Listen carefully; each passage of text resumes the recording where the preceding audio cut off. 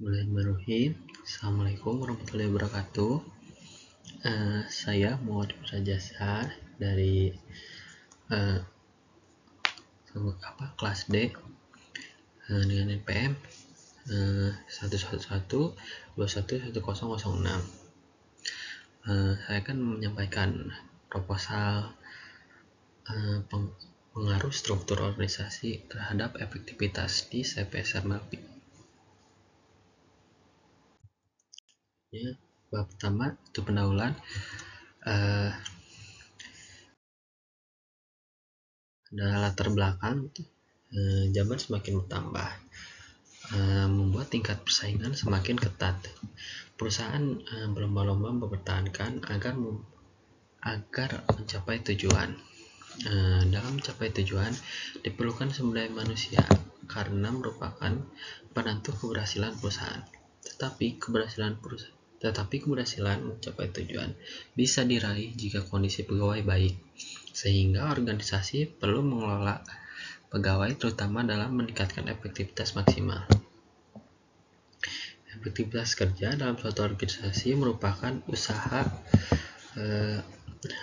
untuk mencapai prestasi yang maksimal dengan menggunakan sumber daya yang tersedia dalam waktu yang relatif singkat tanpa menunggu keseimbangan tujuan alat dan tenaga serta waktu. Efektivitas juga merupakan upaya perusahaan dalam mencapai tujuan menggunakan sumber daya yang ada tanpa membutuhkan efisiensi yang tinggi. Salah satu faktornya yaitu yang dapat mempengaruhinya adalah struktur organisasi. Struktur organisasi adalah gambaran jenis dan bidang pekerjaan yang dilakukan pegawai agar tidak tumpang tindih tanggung jawab. Dengan memiliki kondisi struktur yang baik akan meningkatkan efektivitas karena alur perintah dan wewenang yang terlihat jelas.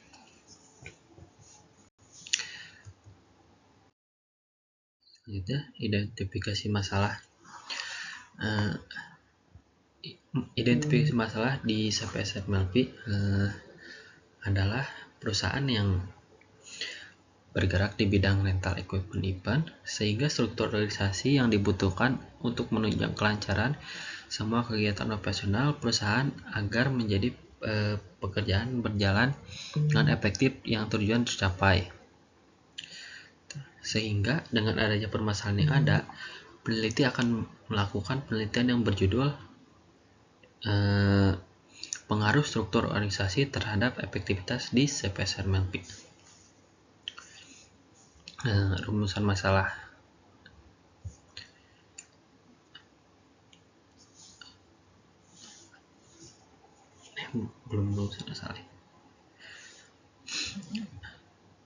Berdasarkan hasil observasi saya di CPS/MLP ini, struktur organisasinya gitu belum terlaksana dengan baik. Hal ini terlihat dari banyaknya tugas yang diselesaikan pegawai terutama pada akhir bulan. Selain itu, dikarenakan struktur organisasi belum teratur, membuat sistem kerja memiliki arahan yang kurang jelas. Oke. Next. Di sini ada rumusan masalah. Yang pertama, berdasarkan masalah yang tadi dijelaskan, maka rumusan masalah itu yaitu pertama, bagaimana struktur organisasi pada perusahaan CPS/MLP.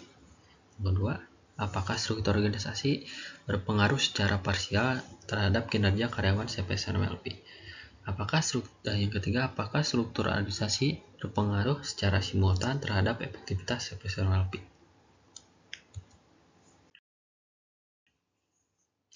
Tujuan penelitiannya, dengan adanya penelitian ini bertujuan untuk mengetahui struktur organisasi yang dilaksanakan oleh CPS/MLP. Yang kedua, untuk mengetahui pengaruh struktur organisasi terhadap CPSMLP secara parsial. Ketiga, menemukan pengaruh simultan struktur organisasi terhadap efektivitas CPSMLP. Oke,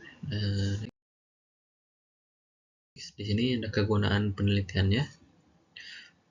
Kegunaan penelitian ini dibagi menjadi dua, itu penelitian secara teoritis, yaitu kegunaan dalam ilmu, sedangkan praktis adalah kegunaan penelitian yang berguna untuk pengaplikasian.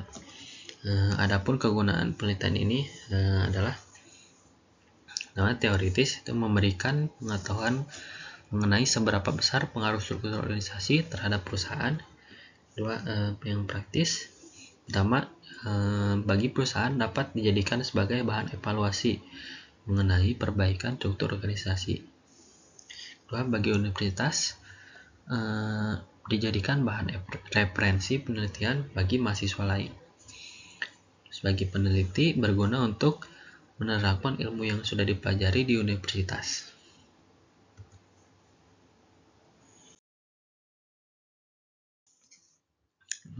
Lokasi penelitiannya,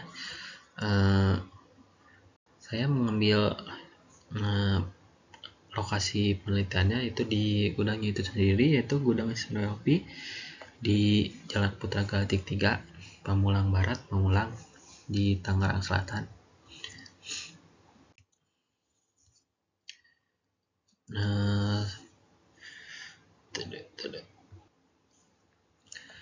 Selanjutnya, bab 2 yaitu mengenai landasan teori. Yang pertama, mengenai kajian teori itu struktur organisasi.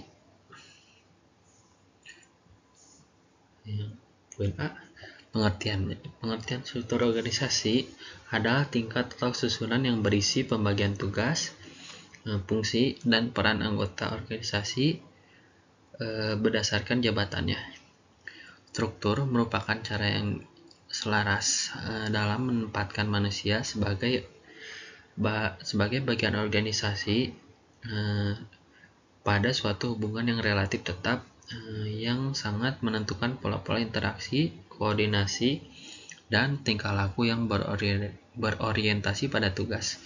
Pembuatan struktur ini ditujukan untuk membuat proses kerja tiap elemen organisasi menjadi lebih mudah, berjalan efektif, efisien, secara optimal.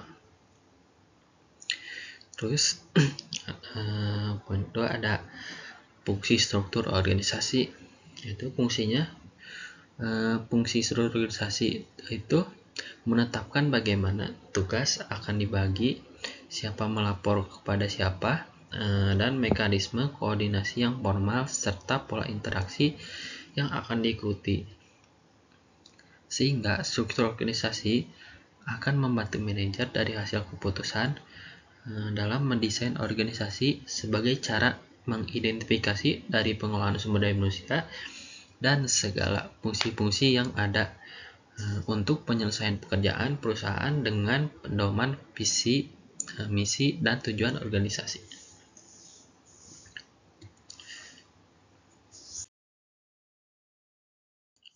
Poin ketiga, dimensi struktur organisasi. Spesialisasi pekerjaan menurut Stephen P. Robbins dan Timothy A.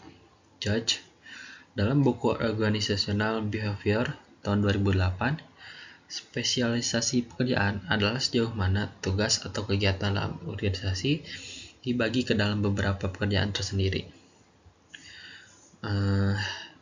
Lalu ada departementalisasi, adalah bagaimana yang digunakan untuk mengelompokkan pekerjaan secara bersama-sama. Departementalisasi dilakukan setelah jumlah pekerjaan dipecah lewat spesialisasi pekerjaan. Lalu ada rantai komando. Rantai komando adalah elemen struktur organisasi yang menunjukkan kepada siapa pelaporan tugas harus dilakukan. Rantai komando atau rantai perintah ini tiap organisasi berbeda-beda. Namun intinya rantai komando merupakan garis wewenang tanpa putus dari puncak hingga ke eselon paling bawah. Ada rentang kendali. Rentang kendali ini merupakan seberapa banyak karyawan atau bawahan yang bisa diarahkan secara efektif dan efisien oleh manajer. Rentang kendali sangat penting gitu. Karena menentukan jumlah tingkatan dan manajer yang perlu dimiliki sebuah organisasi. Jika rentangnya makin lebar atau besar, berarti kan efisien pula organisasi tersebut. Selanjutnya ada sentralisasi dan desentralisasi. Adalah elemen yang menentukan proses pengambilan keputusan di tingkat pusat atau di berbagai tingkat oleh karyawan. Jika sentralisasi merupakan kewenangan yang secara terpusat, sedangkan desentralisasi merupakan pendelegasian wewenang dari manajemen puncak terhadap bawahannya.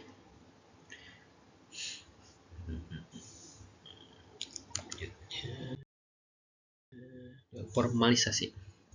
Formalisasi mengacu pada sejauh mana pekerjaan dalam organisasi dilakukan. Apabila pekerjaannya sangat formal, pemangku pekerjaan akan memiliki kebebasan yang sedikit sekali untuk memilih apa yang harus dikerjakan, kapan dan bagaimana harus dikerjakan. Elemen struktur organisasi ini menegaskan bahwa organisasi dengan formalisasi tinggi berarti punya deskripsi tugas yang jelas serta beragam prosedur yang tegas. Sedangkan organisasi dengan formalisasi rendah artinya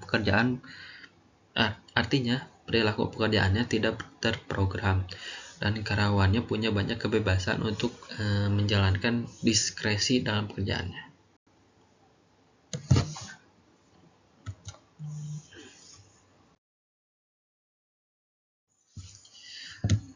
Lalu ada efektivitas.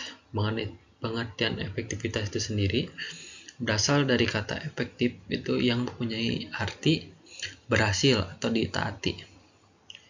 Menurut Syamsuri tahun 2016 menyebutkan bahwa efektivitas adalah kondisi yang bisa menambah keberhasilan meliputi sumber daya yang meliputi semua sumber daya, keuangan, sarana dan prasarana yang sebelumnya sudah ditentukan untuk menghasilkan suatu produk dengan mutu yang berkualitas pada waktu yang sudah ditentukan. Maka dapat disimpulkan bahwa efektivitas kerja adalah suatu keadaan di mana pegawai mampu bekerja dengan lebih baik melebihi ketentuan yang sudah ditetapkan perusahaan. Lalu ada hubungan efektivitas dengan struktur organisasi. Struktur organisasi yang baik dapat meningkatkan efektivitas kerja. Hal ini dikarenakan pegawai melaksanakan pekerjaannya sesuai tugas masing-masing dan bertanggung jawab langsung kepada pimpinan sesuai alur wewenang yang sudah ditetapkan. Dengan demikian, semakin baik struktur organisasi suatu perusahaan, maka akan semakin tinggi pula efektivitas kerja pegawai. Sebaliknya, semakin tidak baik struktur organisasi di suatu perusahaan, maka akan semakin rendah efektivitas kerja pegawai.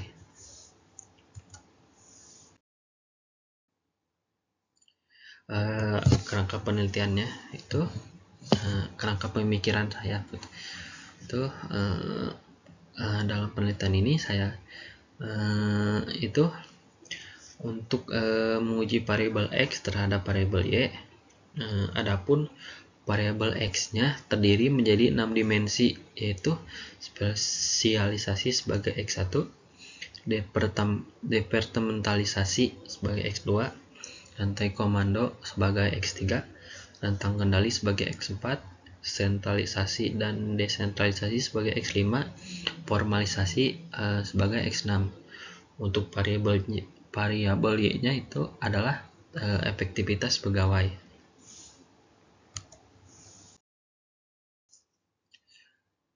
Hipotesisnya itu H1 saya adanya pengaruh secara parsial antara spesialisasi, departementalisasi, rantai komando, rentang kendali, sentralisasi dan desentralisasi dan formalisasi terhadap efektivitas pegawai. Keduanya, adanya pengaruh secara simultan antara spesialisasi, departementalisasi, rantai komando, rentang kendali, sentralisasi dan desentralisasi, dan formalisasi terhadap efektivitas pegawai.